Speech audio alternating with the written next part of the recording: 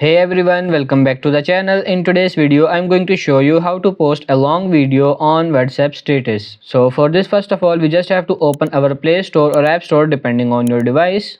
And then in the search bar, you have to search for this video splitter 30 seconds. And then simply tap on any application like this. You can select any video splitter application. This app will split our video into 30-second pieces, and that is just we need for our WhatsApp status. Now once you download this app and once you download this application, tap on this open, and now you can select the video from your phone.